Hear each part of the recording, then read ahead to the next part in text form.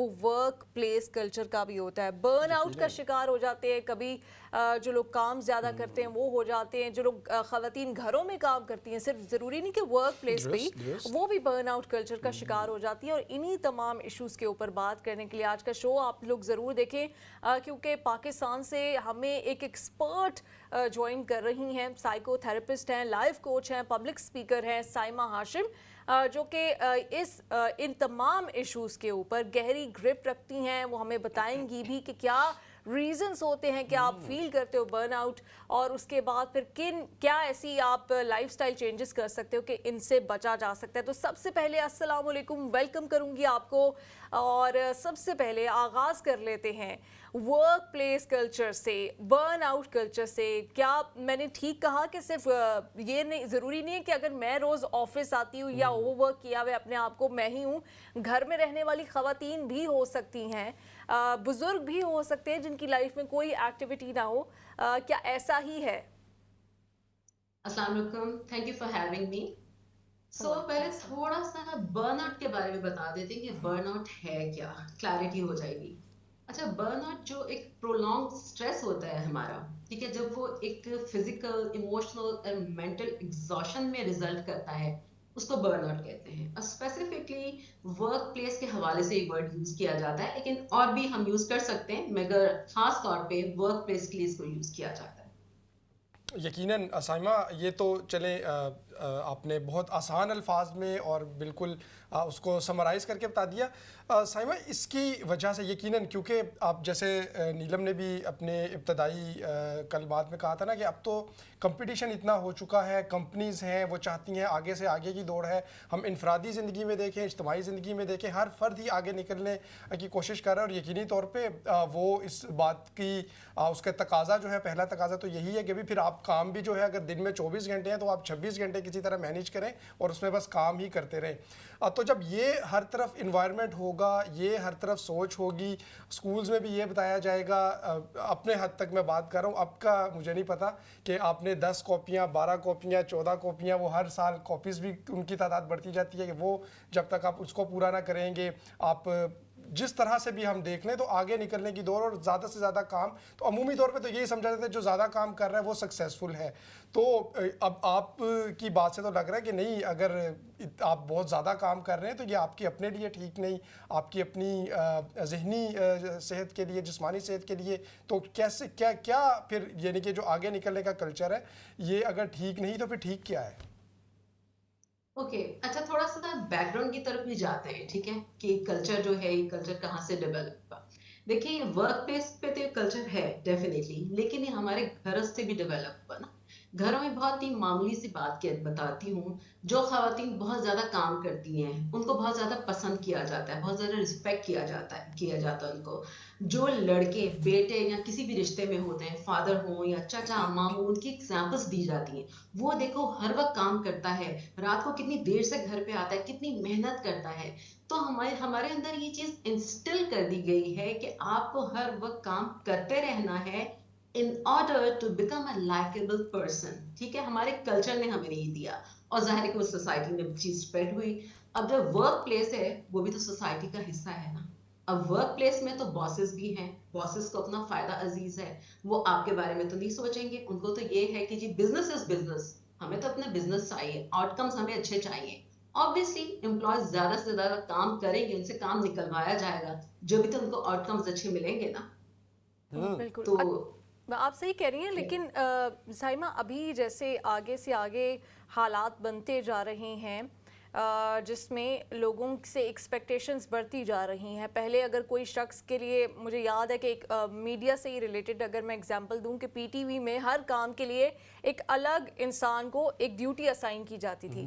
फिर अब ये नया कल्चर आया है कि नहीं जी, एक ही इंसान हो, वो डिफरेंट स्किल्स सीखे और वो एक ही दिन में मल्टीटास्किंग करे। और इसको, ये आपकी जो रिज्यूमेज हैं, सीवीज हैं, इसमें स्किल के तौर पर ये हम मेंशन कर रहे हैं कि मल्टीटास्किंग करने वाले इंसान को लें।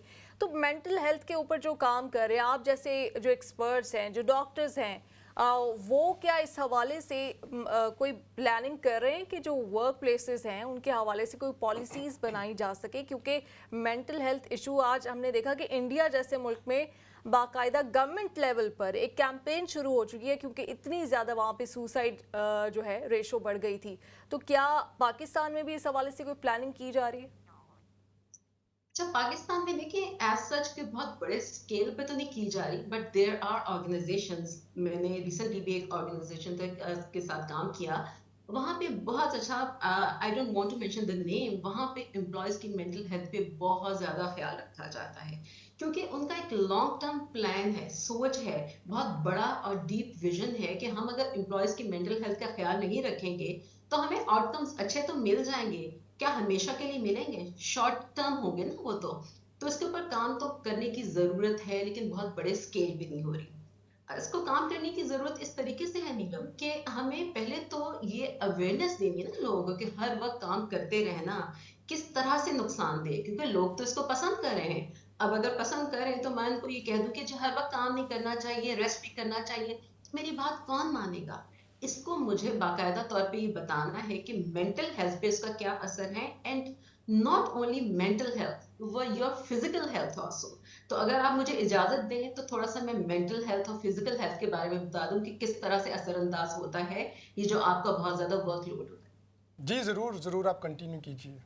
जी, देखिए सबसे पहले तो ये है कि आपके अंदर ना बहुत सारी चीजों की कमी पैदा हो जाती है, लाइक आपका कोर्टिसोल लेवल, जो मैं न्यूरोलॉजिकली थोड़ा सा बताती हूँ, ज्यादा डिफिकल्ट नहीं बताऊंगी ताकि लोगों को समझ में आ जाए। आपका जो कोर्टिसोल लेवल है बहुत ज्यादा काम करने से वो इंक्रीज होता है और वो डायरेक्टली डैमेज करता है आपके ब्रेन के उस पार्ट को, हिप्पोकैम्पस, जो कि आपकी लर्निंग और मेमोरी के लिए रिस्पॉन्सिबल होता है। फिर आपका प्री फ्रंटल कॉर्टेक्स जो है, जो डिसीजन मेकिंग के लिए और आपकी इमोशनल रेगुलेशन के लिए रिस्पॉन्सिबल होता है, वो भी वक्त के साथ साथ श्रिंक होता चला जाता है। अब लोग यहाँ पे ये कहते हैं, किसी से बात करना तो कहते हैं जी मुझे तो 10 साल हो गए, मैं तो दिन में 18 घंटे काम करता हूँ, मुझे तो कुछ भी नहीं हुआ। देखिए जब हम बर्नआउट की बात करते हैं ना तो इसका पूरा एक स्पेक्ट्रम है, ये बाइनरी स्टेट नहीं है कि हम ये कह दें कि मुझे नहीं हुआ तो किसी और को नहीं होगा। हो सकता है कि आप 8 साल से काम कर रहे हैं, 9th ईयर में या 10वें साल में आपको कुछ हो जाए। हर इंसान का जो थ्रेशोल्ड लेवल है वो डिफरेंट होता है। कुछ लोग 1 महीना बर्दाश्त कर सकते हैं, कुछ लोग 2 महीने बर्दाश्त कर सकते हैं। आई विल रिपीट कि पूरा स्पेक्ट्रम है। और इसके साथ साथ इमोशनली आप बहुत ज्यादा वीक होते चले जाते हैं। आपकी सेल्फ वर्थ बहुत ज्यादा आपको लो फील होती है, आपके अंदर हेल्पलेसनेस की इमोशंस बहुत ज्यादा आते हैं, आप होपलेस होते चले जाते हैं। जब आप इतना ज्यादा काम करते हैं, इतना ज्यादा बर्डन होगा आपके पास, डेट्स दी होंगी आपको, इस डेट पे ये सबमिट करना है, उस डेट पे वो मीटिंग है, आपको रात में नींद कैसे अच्छी तरह से आएगी? नहीं आएगी, इंसोम्निया हो जाता है, आपको फिटीग होने लगती है, फ्रीक्वेंट हेडेक्स होने लगते हैं। और one more very important thing I would like to mention here कि आप अपनी फैमिली लाइफ को बहुत ज्यादा रुइन कर देते हैं। आप रिलेशनशिप्स कैसे निभा सकते हैं अपने स्पॉस के साथ, पेरेंट्स के साथ, बहन भाइयों के साथ, औलाद के साथ? आप विड्रॉल आपका हो जाता है सोसाइटी से, आपके पास टाइम ही नहीं ना लोगों से मिलने के लिए, आपके दोस्तों से मिलने के लिए, आपके रिश्तेदारों से मिलने के लिए। और अगर आप मिल भी लेंगे, आपका कंसंट्रेशन लेवल को हो ही नहीं सकता, आपके अंदर वो इंटरेस्ट ही नहीं होता। तो इस तरीके से आपका एक सपोर्ट लेवल जो सोसाइटी से आपको मिलता है ना, वो भी वीक हो जाता है। और एक पॉइंट ऐसा भी आता है कि उस सपोर्ट लेवल खत्म हो जाता है, लोग ये कहना शुरू हो जाते हैं कि यार इसको तो काम के सिवा कुछ है ही नहीं, तो उसको रिश्तों की कदर ही नहीं है। तो आप बहुत आइसोलेट होना शुरू हो जाते हैं। अच्छा, अगर हमने किसी को हेल्प करना हो, अहमद जैसे हम दोनों हैं एक ऑफिस में, तो अगर मैं बर्नआउट का शिकार हो रही हूँ या मैं अहमद में कुछ ऐसे चेंजेस नोटिस कर रही हूँ, तो क्या ऐसे सिम्टम्स हो सकते हैं जो हम आपस में अगर एक दूसरे की मदद करना चाहें या बताना चाहें कि मुझे लगता है कि आपको थोड़ा सा ब्रेक लेना चाहिए या रेस्ट करना चाहिए, वो बेसिक सिम्टम्स, कुछ ऐसे सिम्टम्स जिससे हमें पता चले कि वो इंसान शायद उसको खुद नहीं फील हो रहा, उनको लग रहा है कि अभी कोई फेस चल रहा है, हम उनको गाइड कर सकें, आपस में लोगों की मदद कर सकें, दोस्तों की मदद कर सकें, तो क्या सिम्टम्स हो सकते हैं कि जिनको देख के हम बता सकें उनको? राइट, सो इसमें सिम्टम्स ये हैं कि पहले तो उस इंसान के अंदर ना उसके मिजाज में तब्दीली महसूस होगी, आपको फ्रस्ट्रेशन आएगी, इरिटेशन आएगी मुख्तलिफ चीजों के लिए, जिन चीजों में पहले वो फन फील करता था, जॉय फील करता था, उससे वो दूर होना शुरू हो जाएगा या उसको मजा नहीं आएगा, अवॉइड करना शुरू हो जाएगा। जैसे मैंने ये भी कहा कि सोशल विथड्रॉल भी होता है और बहुत ज्यादा प्रोमिनेंट सिम्टम है ये होता है, राइट। आप ये देखेंगे कि कॉलीग्स के साथ भी जैसे पहले वो साथ बैठ के लंच कर रहा है या कोई प्लान कर रहा है चीजें कि आफ्टर वर्क आवर्स हम कहीं जाएंगे घूमने के लिए, तो उसकी जो रूटीन जो पहले थी ना और जो तरीके से वो इंटरेक्ट करता था, उसके इंटरेक्शन का तरीकाकार भी बदल जाएगा। ये आपको बहुत ऑब्वियसली नजर आ जाएगा। And also one more thing, initially जब बर्नआउट होने लगता है तो लोग अपने ऊपर कंट्रोल करते हैं, अपनी प्रोडक्टिविटी के ऊपर, लेकिन कुछ टाइम के बाद उनकी प्रोडक्टिविटी भी ड्रॉप होना शुरू हो जाती है। तो सिम्टम्स तो आपके ये हो गए। आप हेल्प किस तरह करना चाहेंगे, उससे बात कीजिए उसको। ये जब आप बात करेंगे तो वो आपको एक्सप्रेस करेगा कि मेरे साथ ये हो रहा है। पहली बार में नहीं हो सकता, दूसरी बार में एक्सप्रेस करे। तो क्योंकि जो बर्नआउट हो रहा होता है उसको भी रियलाइजेशन नहीं होती है, एक शेम एलिमेंट होता है कि यार मैं किसी को कहूंगा ना काम बहुत ज्यादा है, दूसरा इंसान मुझे ना इनकॉम्पिटेंट समझेगा। तो ये शेम एलिमेंट भी हमारे अंदर मौजूद होता है। यकीनन साइमा, ये बहुत इंपॉर्टेंट गुफ्तगू है नीलम। और बल्कि साइमा का भी बहुत शुक्रिया, मज़ीद भी गुफ्तगू का जो सिलसिला जारी रखें, क्योंकि बाज़ औक़ात जैसे अगर हम अपने इर्द गिर्द भी देखें ना, ये तमाम सिम्टम्स में से हो सकता है आप खुद या आपके इर्द गिर्द के लोग गुजर रहे हों, लेकिन जब तक रियलाइजेशन ही नहीं होगी, जब तक आपको अवेयरनेस नहीं होगी उस बारे में, तो शायद इसके बारे में जानना भी मुश्किल है और उस इंसान को पता ही नहीं होगा कि वो किस स्टेट ऑफ माइंड से गुजर रहा है। साइमा, कुछ इस हवाले से भी बताइएगा कि इनफरादी तौर पर अगर किसी को चले बहुत सारी सिम्टम्स नहीं भी, लेकिन ये तो आइडिया हो ही जाता है ना, कभी आजकल बहुत ज़्यादा काम है तो मैं I am not feeling good. तो जब ऐसी कैफियत किसी इंसान को आए तो उसको सबसे पहले खुद से क्या कुछ ऐसे स्टेप्स लेने चाहिए कि जिससे वो बच सके कि खुदा न खास्ता किसी जो मेंटल किसी ऐसी स्टेट में चला जाए या फिर फिज़िकली कुछ हो जाए, तो उससे पहले ही अगर उसको खुद से रियलाइज़ हो रहा हो तो उसको कौन से ऐसे स्टेप्स ले लेने चाहिए जो किसी बड़े हादसे से बचा सकते हैं? ठीक है, अच्छा देखिए, सबसे पहले तो ये कि कभी कभार अगर ऐसी चीज होती है ऑर्गेनाइजेशन में जहां आप काम कर रहे हैं, कोई ऐसा इवेंट है या ईयर एंड चल रहा है कुछ है, तो उस टाइम पे मसरूलियत होती है, वो समझ में आती है लेकिन अगर ये प्रोलॉन्ग कर रही है 2 महीने, 6 महीने, 8 महीने से आपका वर्कलोड कॉन्स्टेंटली बढ़ता जा रहा है, बढ़ता जा रहा है, और ये एक स्पाइरल है, वर्कलोड बढ़ता है, बर्नआउट होता है, आप स्ट्रेस्ड होते हैं, जब आप स्ट्रेस होते हैं तो बर्नआउट फर्दर होता है और ये स्पाइरल की तरह से यूं चलता रहता है, राइट। अच्छा, अब इसमें अपने आप को ये समझाने की जरूरत है कि एक वो जो शेम एलिमेंट मैंने आपको कहा है ना, वो बहुत ज्यादा इंपॉर्टेंट है। शेम और गिल्ट अंदर में मौजूद होता है कि मैं काम की शिकायत करूंगा। तो इसके बारे में हमें जो थोड़े बहुत भी बाशऊर लोग हैं उन्हें अपने सराउंडिंग में, अपने एनवायरनमेंट के इसके बारे में बात करने की जरूरत है कि हम इंसान हैं, हम थकेंगे, हम तो मशीन नहीं है। इनफैक्ट मशीन भी थक जाती है, खराब हो जाती है, उसकी वायरिंग खराब हो जाती है। तो ऐसी बातें करके हमें अपने माहौल को नॉर्मलाइज करने की जरूरत है। वो इंसान ये सोचे कि उसकी लाइफ जैसी कुछ टाइम पहले थी, 1 साल या 6 महीने पहले जैसी लाइफ थी, क्या चीजें वैसी चल रही हैं, उसकी सेल्फ ग्रोथ कैसी है, और वो सबसे इंपॉर्टेंट है बेसिक क्वेश्चन, क्या वो पुरसकून महसूस कर रहा है, वो कंटेंट फील कर रहा है, उसे नींद अच्छी आ रही है, उसके घर का एनवायरनमेंट कैसा है, और उसका अपना रोल क्या है उस एनवायरनमेंट में। बिल्कुल, आपने जो शेम फैक्टर वाली बात की है ना, इसमें अक्सर एम्प्लॉयज़ भी जब ओवर वर्क फील करते हैं या घर में भी या कहीं पर भी, जैसे आपने कहा कि हर जगह ही एक वो जो हमने स्टैंडर्ड सेट कर लिया ना कि जो ज़्यादा काम कर रहा है वो ही एक बेहतर इंसान है, और अगर आप नहीं कर रहे तो फिर आपको पता है कि पाकिस्तानी कल्चर में भी और दुनिया भर में भी ऐसा ही होता है कि बड़े नाम रख दिए जाते हैं कि तो निकम्मा है, इस तो कुछ होता ही नहीं है, इसको तो कुछ पता ही नहीं है। तो ये आपने बड़ा अहम नुक्ता उठाया है। अब अगर आप वर्क प्लेस पे हैं और अगर आप ये कह दें कि काम आपके लिए ज़्यादा है, या आजकल आपका थ्रेशोल्ड या जो भी कोई चेंजेस, बायोलॉजिकल चेंजेस, कोई मेंटल हेल्थ चेंजेस चल रही होती हैं, तो यही अमूमन अज्यूम किया जाता है कि शायद ये काम में दिल नहीं लग रहा इनका, या काम से दिल चुराना चाहते हैं, या तवज्जो कहीं और है, इस तरह की बातें। तो ये इंडिविजुअल बेसिस पे तो हम लोग कर लें, अगर लोगों को बता दें, उनको पता चल जाए, लेकिन पॉलिसीज़ जब तक ठीक नहीं बनेंगी और वो पॉलिसीज़ फिर ओवर द बोर्ड नहीं जाएंगी, कंट्रीज़ में नहीं जाएंगी, वर्क प्लेस कल्चर तक नहीं पहुंचेंगी, तो इसके मेरे ख्याल से फ्रूट्स नहीं आ सकेंगे। फिर आपको उसी रेस में लगना पड़ेगा रोज़ जाके कि आप बर्न आउट हैं या जो भी हैं, आपके जहन में ये चल रहा होगा कि एनुअल लीव अभी हमारी ख़त्म हो चुकी है, तो अब हम ब्रेक भी नहीं ले सकते। इसी वजह से शायद कुछ कंट्रीज में अब एक नई टर्मिनोलॉजी आ रही कि मेंटल हेल्थ ब्रेक चाहिए हमें, जो कि अभी हर जगह नहीं है।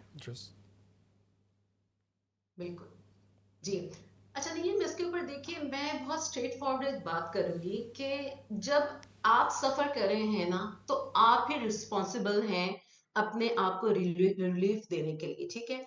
आपके बॉसेस या जो लोग भी वहां पे आपकी अथॉरिटीज हैं, उनको तो फायदा मिल रहा है ना। उनके लिए आपकी एग्जाम्पल बिल्कुल ऐसे ही है कि एक रिमोट कंट्रोल है, उसके अंदर आप बैटरी का काम करें। वो देखते हैं जब तक ये बैटरी चल रही है, ठीक है, ओके, इस बैटरी को चेंज करके हम दूसरी बैटरी इसमें डाल देंगे। रिमोट काम करना चाहिए। तो सफर आप कर रहे हैं, take responsibility, try to make policies. होता ये है कि एम्प्लॉयज की तरफ से भी गुड बुक्स में आने के लिए, सर मैं ये भी कर लेता हूँ, मैं ये भी कर लेती हूँ, मैं वो भी कर लेता हूँ, 10 लोगों का काम वो एक साथ ले ले, ठीक है। अब ये 2 4 5 दिन चलने वाली चीज नहीं होती है। आपने एक बार कोई चीज, वो कहते हैं ना कि मुंह को खून लग जाए तो फिर वो हट नहीं सकता, तो आप खुद भी आदत डालते हैं। हमें अपने बारे में भी सोचने की जरूरत है कि हमारा रोल अपनी वेलबींग के लिए क्या है। अपने केपीआईज और अपनी जो एचआर पॉलिसीज हैं उनको रीडिफाइन करने की जरूरत है। आप एक टीम बनाएं जिसके अंदर मेंटल हेल्थ के बारे में, अवेयरनेस के बारे में बात हो। ऐसी डेटा बेस्ड प्रेजेंटेशंस दीजिए अपने बॉसेस को बिठाकर, जिसमें आप बताइए कि बर्नआउट के इफेक्ट्स क्या होते हैं। केस स्टडीज उसमें डिस्कस कीजिए। ये आपकी जिम्मेदारी है कि आपने अपने बारे में बात करनी है। ऐसी पॉलिसीज इंट्रोड्यूस करवाइए कि वर्किंग आवर्स के बाद जो भी वर्क रिलेटेड ईमेल्स हैं, मैसेजेस हैं, रिमाइंडर्स हैं, वो नहीं आएंगे। 4 to 5 डेज का जो वीक है आपका, वर्किंग डेज जो हैं, उनको इंट्रोड्यूस करवाइए rather than 6 days. You have to take step. यकीनी तौर पर ये सब नीलम प्रैक्टिकल वो स्टेप्स हैं जो करने की ज़रूरत है। अच्छा, बिल्कुल हम शायद अपने सेगमेंट के आखिर में होंगे। साइमा, एक हम टर्म बहुत ज़्यादा सुनते हैं मी टाइम के बारे में, कि आपको हर इंसान के लिए ज़रूरी है कि वो उसका एक पर्सनल वक्त भी होना चाहिए। वो सारे रोल्स ही निभा रहा होता है, वो भाई भी होता है, खावंद भी होता है, बेटा भी होता है, बेटी भी होती है, बीवी भी होती है, तो वो सब के लिए वो रोल्स तो निभा रहा होता है। अपने लिए बाज़ औक़ात अपने आप को देने के लिए उसके पास वक्त ही नहीं होता। तो एक इसकी क्या वजह, और किस तरह से जब आप इतनी ज़्यादा जगहों पे इन्वॉल्व होते हैं, इंगेज होते हैं, वो तमाम जिम्मेदारियाँ हैं, उसके बावजूद भी मुमकिन कैसे है प्रैक्टिकली कि आप अपने लिए भी कुछ वक्त निकाल सकें? जी।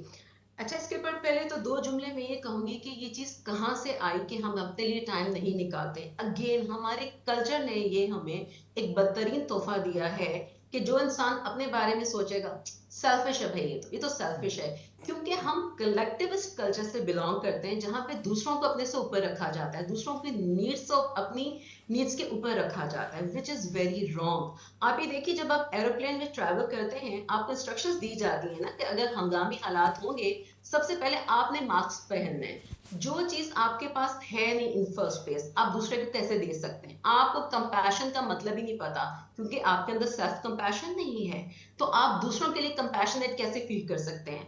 अपना ख्याल रखिए। अपना ख्याल रखना इस तरह से जरूरी है, अपनी एक स्पेस रखिए, अपनी कोई एक्टिविटीज रखिए, अपनी हॉबीज रखिए, अपनी एक सोशल लाइफ रखें, अपने दोस्तों से मिले। एंड समटाइम्स आपको ऐसा भी लगे, maybe you are married, आप आदमी हैं या औरत हैं, मैरिड हैं, अनमैरिड हैं, आपके पेरेंट्स हैं, आपके सिबलिंग्स हैं आपके साथ, आपका दिल चाह रहा है कि अकेले बाहर जाएं, आप चाय पीने जाएं, आप कॉफी पीने जाएं, आप डिनर करने जाएं, तो आप अकेले नहीं जाएंगे। क्योंकि अकेला होना तन्हाई या ऐसा नहीं होता आपको पूरी दुनिया ने छोड़ दिया है, इट्स सॉलिट्यूड। अकेला बैठकर आप जितना अच्छी तरह से रिफ्लेक्ट कर सकते हैं ना, महफिल में वैसा नहीं कर सकते। अपने बारे में सोचना सबसे पहले मेरी अपनी जिम्मेदारी, कोई और नहीं सोचेगा। बिल्कुल, आपने बड़ी इम्पोर्टेंट बात की कि अकेले बैठ के जब आप सोचते हैं तो काफ़ी अच्छी बातें सोच लेते हैं। मैंने अक्सर देखा है कि अगर आपकी किसी से कोई बहस हो जाए, कोई आर्ग्यूमेंट हो जाए, उस वक्त तो आपको नहीं समझ आता कि क्या ठीक है, कौन सही है, या कैसे बेहतर अंदाज में आप प्रेजेंट कर सकते थे वो मामला। लेकिन जब आप घर पे रात में जाते हैं और बैठ के सोचते हैं, या वीकेंड्स पे अगर आपके पास टाइम हो तो आप उसी आर्ग्यूमेंट को सोचते हैं, तो आपको बड़ा मामूली सा लगता है कि वो तो इतनी कोई बड़ी बात ही नहीं थी, उसको बेहतर अंदाज में हैंडल किया जा सकता था। बहुत खुशी हुई आपसे बात करके। यकीनन। साइमा हाशिम साइकोथेरेपिस्ट हमारे साथ है, और मैं तो ये चाहूंगी कि आप हमें वीकली बेसिस पे हमारा जो एक free therapy Thank you so session है ना, हाँ। वो हमारे व्यूअर्स के साथ यकीनन रखें। नीलम, ये सिर्फ इन्फॉर्मेशन नहीं है, जैसे आपने बिल्कुल ठीक कहा कि ये तो थेरेपी सेशन ही है, ना सिर्फ हमारे लिए, हमारे व्यूअर्स के लिए। और हम बहुत सारे ऐसे टॉपिक्स लेके आ सकते हैं जो शायद इतनी मसरूफ ज़िंदगी में निगलेक्ट हो रहे हों, जिसके ऊपर तवज्जो नहीं दी जा रही होती। और अभी देखें, शायद 20-22 मिनट में साइमा ने कितने खूबसूरत अंदाज से हमें वो तमाम उन जानिब तवज्जो दिला दी है। बिल्कुल, बहुत शुक्रिया आपने ज्वाइन किया।